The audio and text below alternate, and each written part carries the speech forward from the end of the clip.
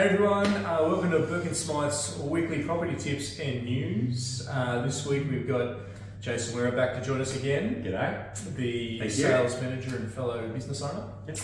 Mate, last week we had Jules give us some numbers. We talked about what's happening in the rental side of the fence. Yep. This time sales. Yes. Now you've done some extensive research for us. How do we go? What's happening in the sales area? Yeah, look, basic numbers. Yep. I like to look at trends, so the last 6 months, 6 months before, 6 months before that. Yep. Just because we've been through a bit of a transitioning period from obviously the COVID market, relocations, all that sort of thing. Yep. So obviously it was really positive 18 months ago. We saw in that 6 month period, there was, as far as houses go, I think that's our true market. Yep. Is houses, not so much units and land. Big farms. Big farms. So just resi side of things. Yep. It was, there was somewhere around 550 houses sold in that 6 month period. Yep. So the July to December, I think it was.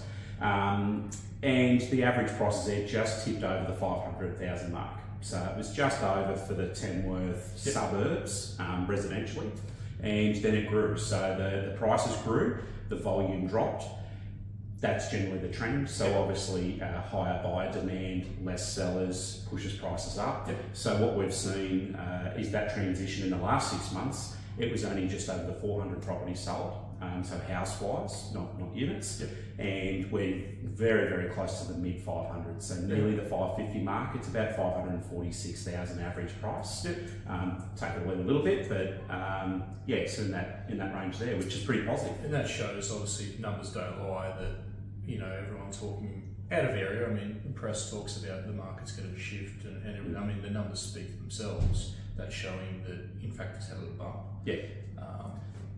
Which is fair enough. That's right. So prices have had a good little bump in there. Yeah. And I think the transition in there, obviously less properties available does help the price trends lift. Yep. And then maybe the volume has eased back, probably from those rates shifting from the lower interest levels and fixed terms coming up, obviously lifting over that time and more intensely over the last 12 and 6 months than anything, which then slows the amount of sales down. Obviously people get a little bit more reserved in what they're doing and probably watch that market a little bit longer than... Yeah, budgets change. Yeah, that's right. Yeah. No, very good.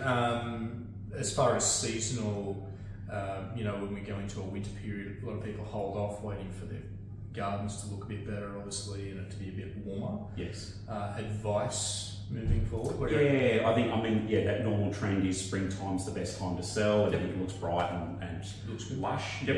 Yeah. I wouldn't probably depend on that this time round. So winter is usually less properties for sale because of that reason. Yep.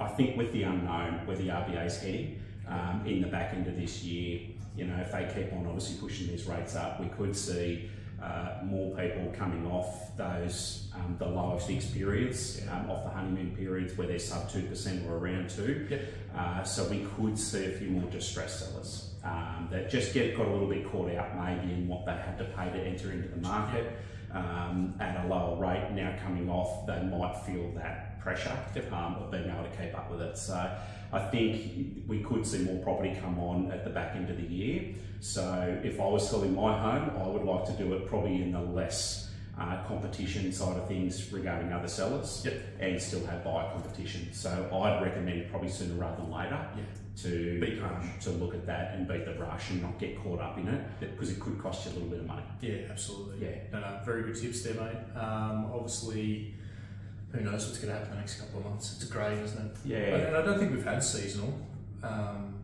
Probably over the last 3 years, it's just been pretty consistent. It has, yeah. It's been pretty consistent, and investors have been pretty strong too. Yeah. So I think that's probably the first part of the market that'll change, is the investors. Obviously, they're probably not paying quite as much for them because the returns aren't going to match the interest rates. Yep. So you've got that little bit of imbalance there. So that'll probably be the first buyer to start pulling back in the marketplace, which I think we're starting to see now. Yeah. Just slightly, and probably not as much in the higher end. Yeah. So they're more in that affordable range of property. So no, perfect. Mate, good research. Yeah. Did well, earned money. Thanks for watching again. If you're watching on YouTube, don't forget to hit the little bell. That'll let you know when we've posted another tips and news article. Jace, thanks for joining us. Thank you so much. Appreciate it. Until next week, guys. Thanks again. See you later.